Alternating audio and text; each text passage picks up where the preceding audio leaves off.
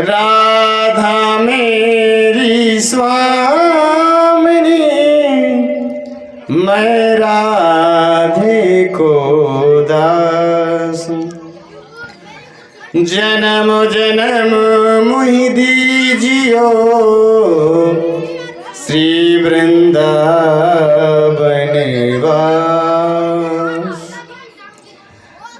जय जय श्री राधा रमण, जय जय नवल किशोर, जय गोपी चित चोर प्रभु, जय जय माखन चोर। परम मंगलमय परात्पर अखिलेश्वर अकारण करुणा करुणालय, भक्तवांछित कल्पतरु, श्री तड़िंदित विनिंदित पीतांबरधारी, श्री कृष्ण की वांगमय प्रतिमूर्ति श्रीमद्भागवत महापुराण समस्त ग्रामवासियों के सहयोग से आज हम षष्ठम दिवस में प्रवेश करने जा रहे हैं। कृष्ण रुक्मिणी बड़े धूमधाम से यहाँ विवाह की कथा आज हम सब लोग श्रवण करेंगे। जो भागवत कथा जिन्हें सुनने का अवसर प्राप्त होता है वो बहुत ही बड़भागी होते हैं। इसलिए व्यासपीठ से सभी ग्रामवासियों को, मातृशक्ति भाई बंधुओं को व्यासपीठ से जय श्री राधे, जय श्री कृष्णा। हम सब लोग हरि नाम संकीर्तन करते हुए फिर आज की कथा हम सब लोग श्रवण करेंगे। राधे राधे गोविंद गोविंद राधे गोपाल राधे गोविंद राधे राधे गोपाल राधे राधे राधे गोविंद गोविंद राधे गोविंद राधे गोपाल राधे राधे राधे गोविंद गोविंद राधे गोविंद राधे गोपाल राधे गोविंद राधे गोपाल राधे राधे राधे गोविंद गोविंद राधे गोविंद राधे राधे गोपाल राधे गोविंद राधे गोपाल राधे। बोलो बाके बिहारी लाल की जय, बोलो भागवत पुराण की जय, बोलो सुखदेव भगवान की जय, बोलो संत बलवंत हनुमान जी महाराज की जय। जय जय श्री राधे, नमः पार्वती पतये, हर हर महादेव शंभो। कल हम सब लोग बड़े धूमधाम से गोवर्धन पूजा की कथा हम सब लोग श्रवण कर रहे थे। पंडित जी उसका नेट खत्म हो गया तो कहने लगे आज बता रहे हैं गोपी क्या है। गोपी है इंद्रियै ही कृष्ण रसम पिबति इति गोपी। जो कृष्ण रस का पान करे प्रत्येक इंद्रियों से उसे गोपी कहते हैं। गोपी किसी परिधान से नहीं हो जाते। बता रहे हैं चलते फिरते हंसते हर समय जो कृष्ण रस का पान करे उसे गोपी कहते हैं। कह रहे हैं गोपियां क्या हैं। जब भगवान राम दंडक वन पहुंचे तो उस समय वहां पर वर्षा नहीं हो रही थी, और जब ये पता चला कि जब भगवान आएंगे इस वन में तो यहाँ वर्षा होगी, इसलिए दंडक वन में बड़े बड़े ऋषि मुनि सब तपस्या कर रहे थे। जब भगवान को देख करके उनके मन में ये इच्छा जगी, अगर हम इनकी सखी बन कर के सेवा करते तो कैसा रहता। भगवान के सौंदर्य को बड़े बड़े ऋषि भी देख कर के मोहित हो गए। आज उनके मन में इच्छा जगी है, इसलिए आज वो बड़े बड़े ऋषि ही यहाँ गोपी बन के आ रहे थे। जब भगवान, यहाँ तक कि वामन भगवान जब राजा बलि के यज्ञ मंडप पर गए, जो जितनी दैत्य कन्याएं थी, भगवान वामन को देख करके सब मोहित हो गई और कहने लगी अगर इनकी सहचरी बनकर सेवा करती तो कैसा रहता। इसलिए सब गोपी आज यहाँ दैत्य कन्या ही यहाँ पर गोपी बनकर आ रही हैं। यहाँ तक कि जब मदराचल पर्वत जब धंसने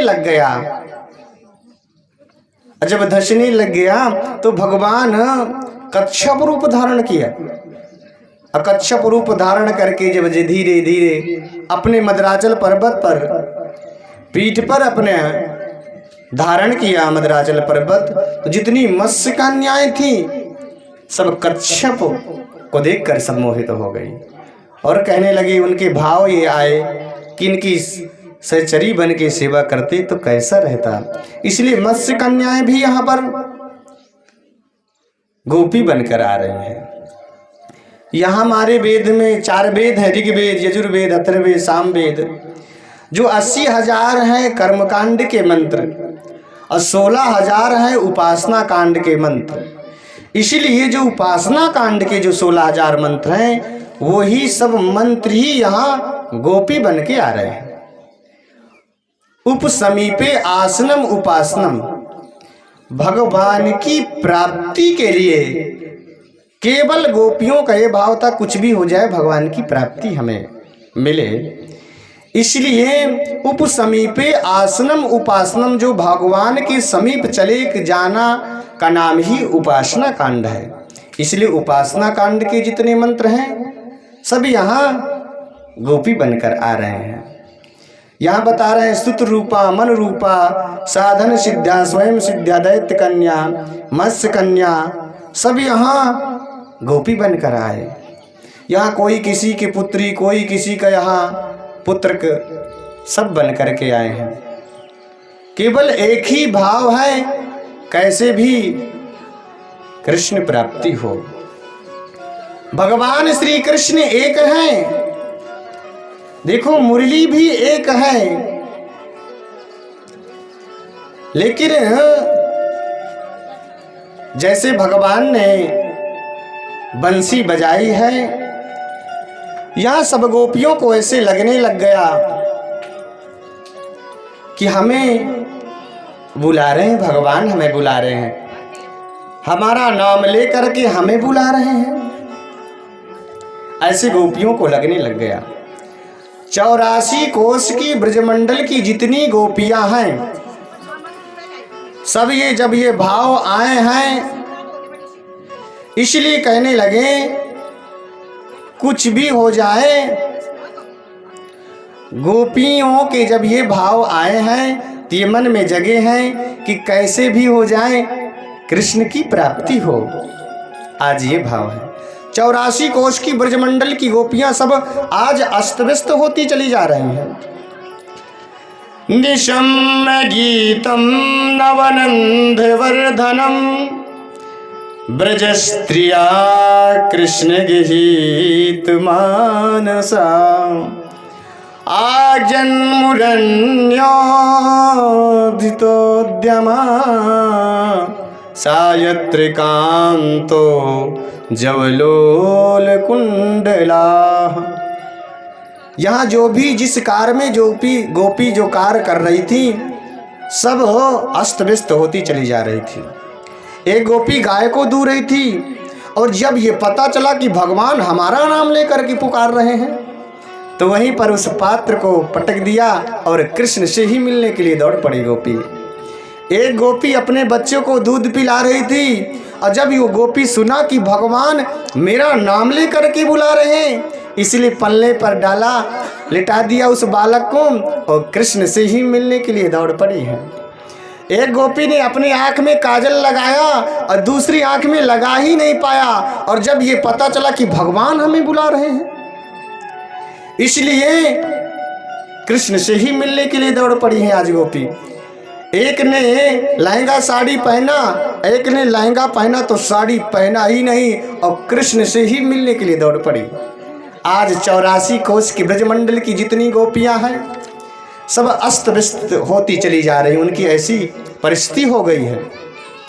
एक गोपी ने क्या किया, अपने पति देवता को भोजन करा रही थी, उनके पति देवता कहने लगे नमक कम है, शर्करा दे दिया, और कृष्ण से ही मिलने के लिए दौड़ पड़ी।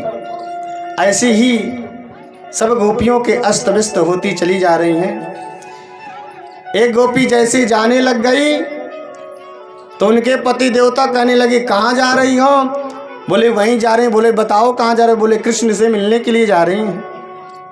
बोले आप नहीं जा सकते, और जा कर के कमरे में बंद कर दिया, ताला लगा दिया। वो गोपी कहने लगी इस शरीर को ही तो आपने सब कुछ समझा है, मैं उन लाखों गोपियों से पहले ही सूक्ष्म रूप मन के माध्यम से भगवान कृष्ण के चरणों पर पहुंच जाऊंगी।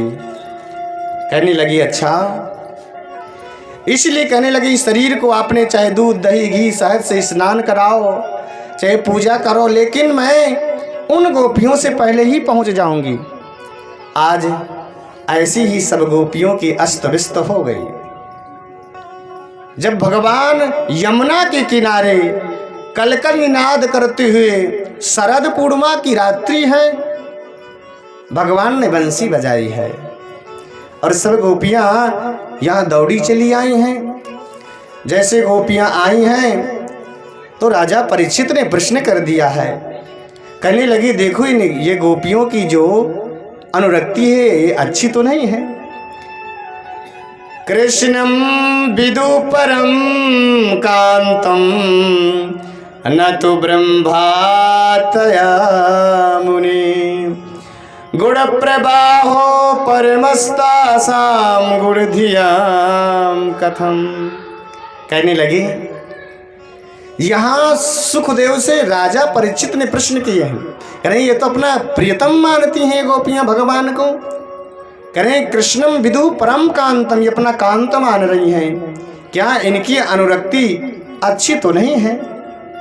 सुखदेव जी कहने लगे मैंने पहले ही जवाब दिया था कि भगवान के चरणों में कैसी भी स्थिति हो, जब भगवान के चरणों में मिलन की विरह की जब अग्नि प्रस्फुटित हो जाएगी तब उसमें सब कर्म जल कर भस्म हो जाएंगे और मन पवित्र हो जाएगा। यहाँ सुखदेव जी जवाब दे रहे हैं, उक्तम पुरस्तदे तद्दे चैद्य सिद्धिम यथा गता दुसन्नपि ऋषिकेशं किमुताधोक्षज प्रियः। कहने लगे आज ऐसे ही गोपियों के साथ लाखों गोपियों के साथ हुआ। भगवान जिधर से देख रहे हैं उधर से लाखों गोपियां आ रही हैं। भगवान मुस्कुराने लग गए, हंसने लग गए भगवान, और जब लाखों गोपियों को देखे भगवान तो कह रहे हैं स्वागतम ओ महाभागा प्रियम किम करवाणि वह ब्रजस्यानामयं कश्चित् ब्रूता गमन कारणम। कह रहे हैं भगवान कह रहे हैं आइए सुस्वागतम है, आपका स्वागत है।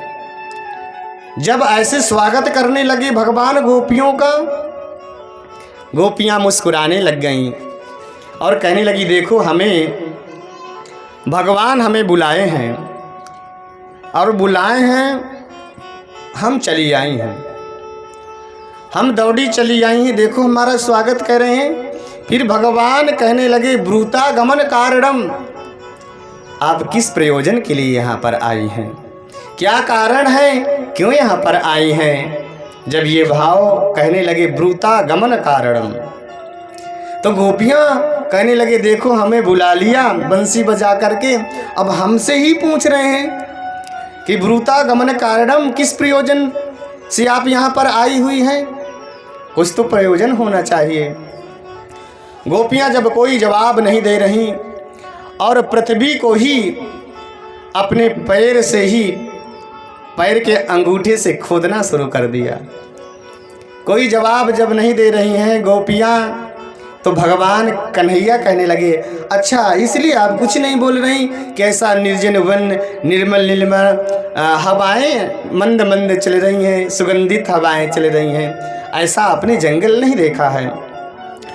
कि रजन्य सा घोर रूपा, घोर सत्वान सेविता, प्रतीयात ब्रजम स्नेहम स्त्री भीस्तु मध्यमा। जब ये भाव आए, कहते हैं रजन्य सा घोर रूपा, ऐसा ये आपकी अनुरक्ति अच्छी नहीं है। अपने बच्चों को, अपने पतियों को, सबको छोड़ करके यहाँ चली आई हैं और आपको क्या मिलेगा? बेचारी गोपियाँ जब कोई जवाब नहीं दे रही, शांत बिल्कुल खड़ी हैं, नीची नज़र करके बैठी हैं। कन्हैया ने कहा तुमने जवाब नहीं दिया? तो भगवान कहने लगे, अच्छा इसलिए जवाब नहीं दे रहे हैं। दृष्टम वनम कुसुमितम राकेश कर रंजितम, ऐसा जो आकाश में चंद्रमा उगा हुआ है, प्रमुदित हुआ है, आपने शायद ऐसा आपने देखा नहीं है। अब तो आपने देख लिया ना, इसलिए आप जाओ, यहाँ तो बड़े बड़े हिंसक जानवर रहते हैं और आपका नाश्ता कर जाएंगे, खा जाएंगे आपको, आप वापिस हो जाओ।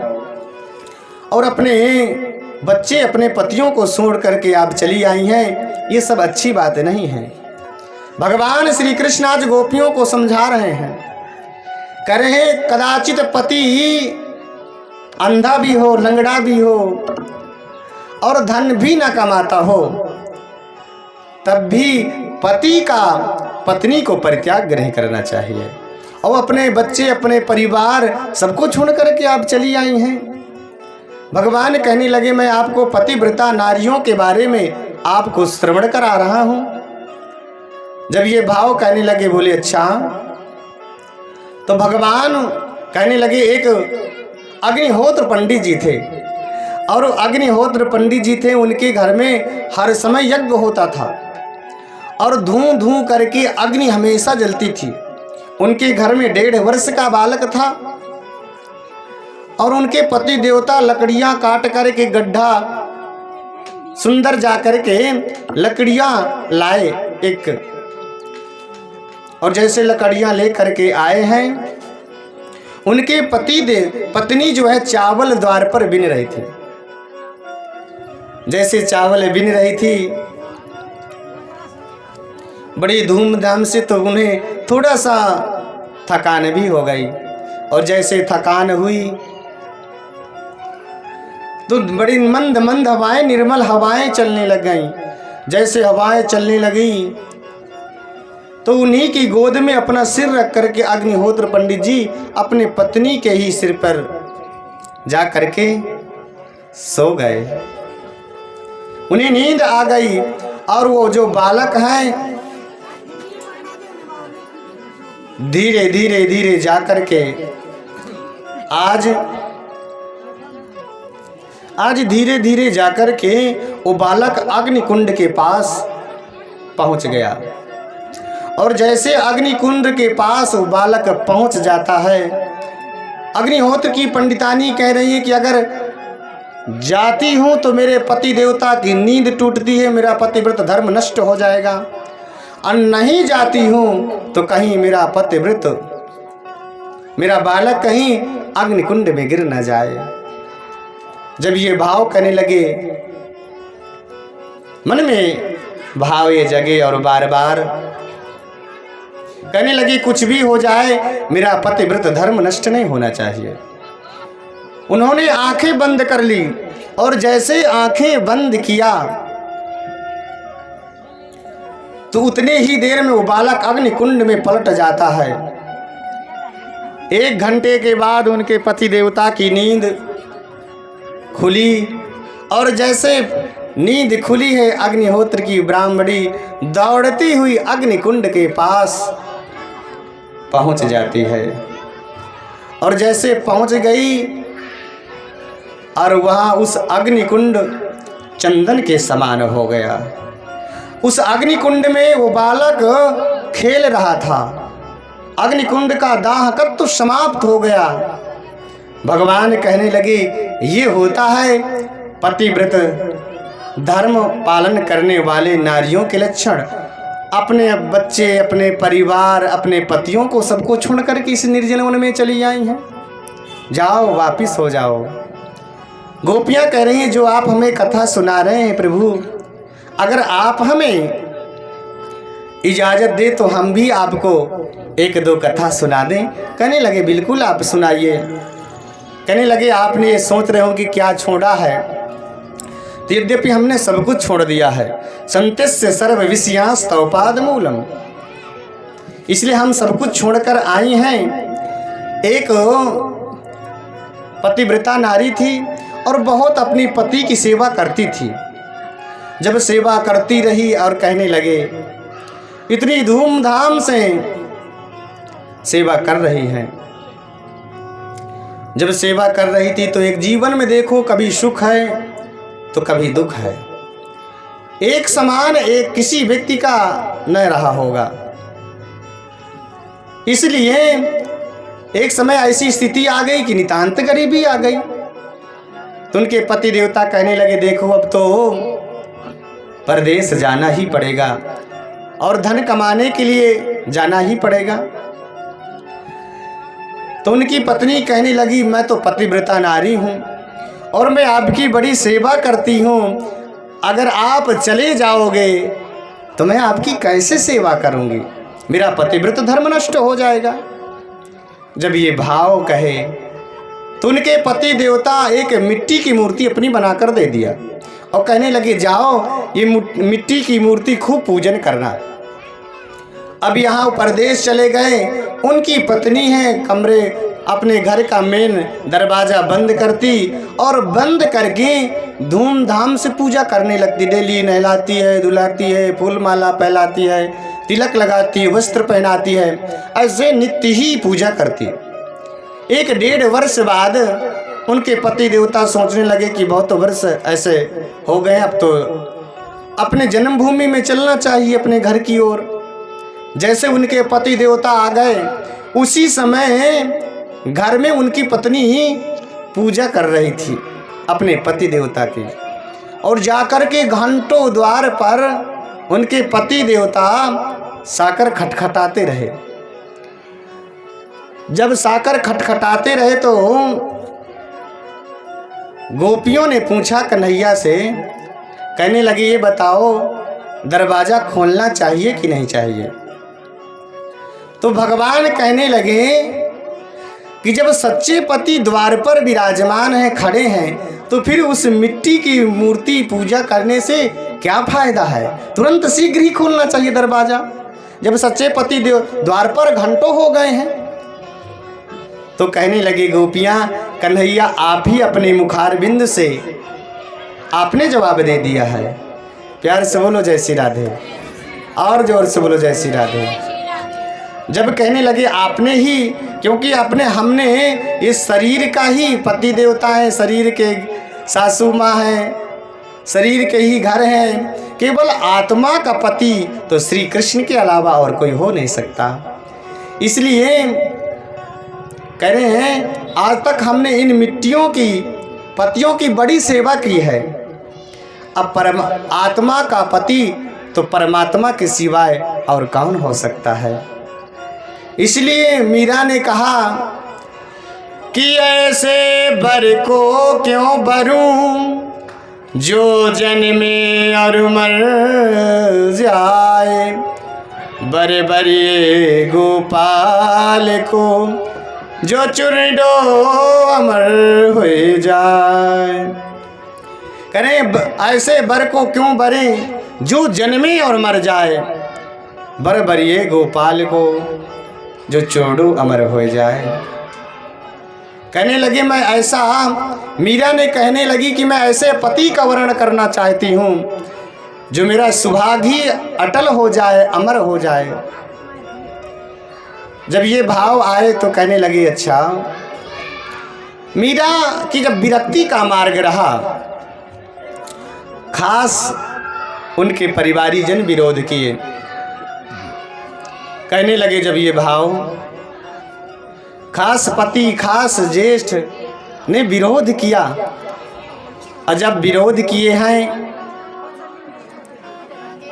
तो कहने लगे ऐसे पति का मैं क्या वर्ण करूं जो मुझे वैदव्य रूप देखना पड़ जाए।